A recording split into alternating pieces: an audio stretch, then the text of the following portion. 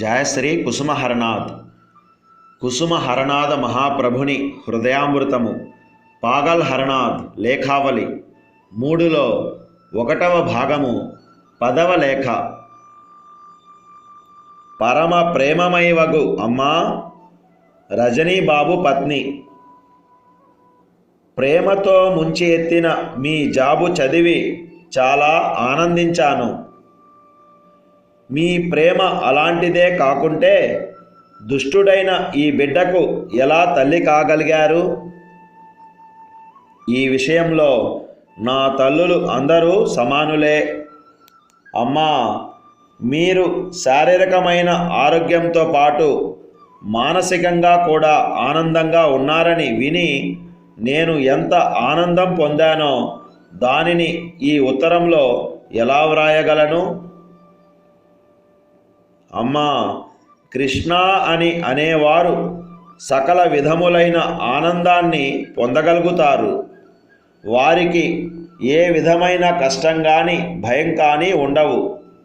ఎల్లవేళలా నిశ్చింతగా ఉండి ఇహపరముల రెండింట జయాన్ని పొందగలుగుతారు. అందుచేత అమ్మా, అలాంటి మధురమైన కృష్ణనామాన్ని ఎన్నటికీ మరచిపోవద్దు. పని పాటల నుండి అవకాశం లభించిన తక్షణమే మాలను తీసుకొని కూర్చోండి.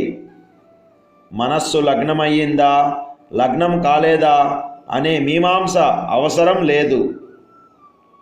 తమాషాగా కానీ అశ్రద్ధగా కానీ ఏ విధంగా నామస్మరణ చేసినా ఫలితం ఉండి తీరుతుంది.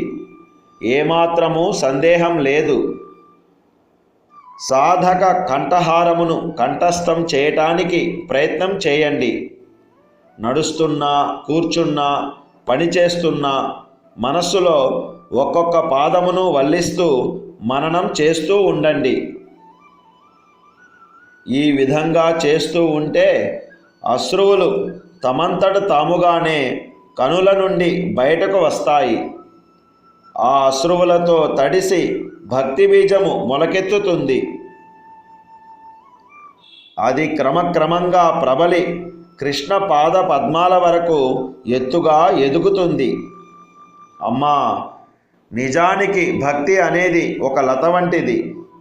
అది తనంత తానుగా పైకి ప్రాకలేదు. దానికి బాసటగా విశ్వాసం అనే వృక్షాన్ని చేర్చాలి. క్రమక్రమంగా ఈ లత వృక్షమును మించి శూన్యములోనికి ఎదిగి అక్కడ నుండి శ్రీకృష్ణుని పాదాలను ఆలంబనంగా చేసుకుంటుంది.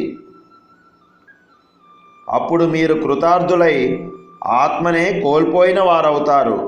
అనగా కృష్ణునకు ఆత్మ సమర్పణ చేసిన వారవుతారు. ఇక సంసారం అనేదే గుర్తుండదు. ఇక్కడి సుఖదుఖాలు మిమ్మల్ని లోబరుచుకోలేవు.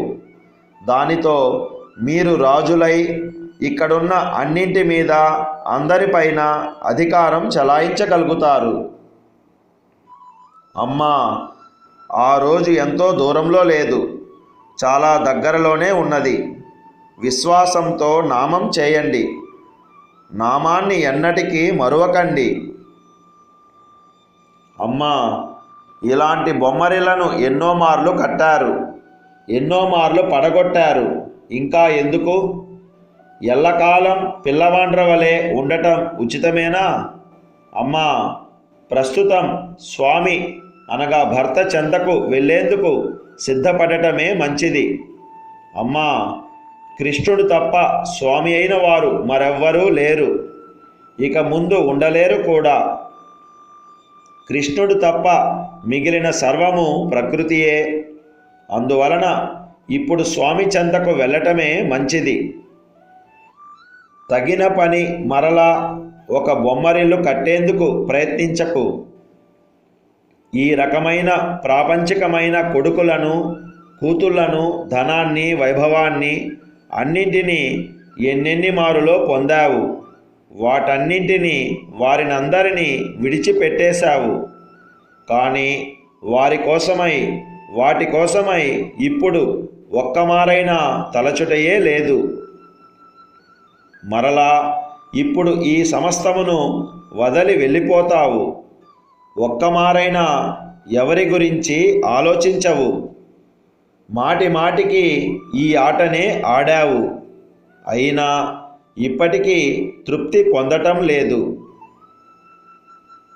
కృష్ణ అని అనుకుంటే ఈ అంధకారము పటాపంచలు కాదు. కనుక అమ్మా, ప్రాపంచికమైన మత్తు దిగేందుకై కృష్ణనామం చేస్తూ ఉండు. మత్తు దిగుతుంది, కనులు తెరచుకుంటాయి. అప్పుడే సర్వమును చూడగలుగుతావు. వాటి నిజ స్థితిని గ్రహించగలుగుతావు. అప్పుడిక ఏది నిన్ను భ్రమలో పడవేయలేదు. అమ్మా, మెడలో తులసిమాలను ధరించు. దానితో నీ శరీరం రోగరహితం అవుతుంది. మనస్సు పరమ పవిత్రమవుతుంది. నీ ఈ పిచ్చి పిల్లవాని మాటలకు ఖేదపడవద్దు. అతనిని మరచిపోవద్దు.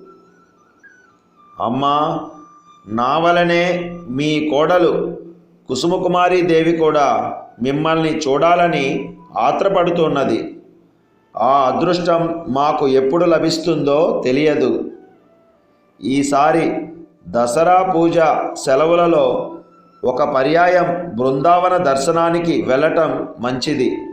దానితో పాటుగా పూరి, నవద్వీపము కూడా చూడటం తటస్థిస్తే దాని వలన అంతులేని మనశ్శాంతిని పొందుతారు. హృదయంలో అపారమైన శాంతిని పొందటమే తీర్థయాత్ర యొక్క లక్ష్యం. ఇబ్బంది లేకపోతే యాత్ర చేయటానికి ప్రయత్నించి చూడండి. బృందావనం వెళ్ళితే మీరు అటల్ను చూడటం తటస్థపడవచ్చు. అది కూడా ఒక ఆనందమే.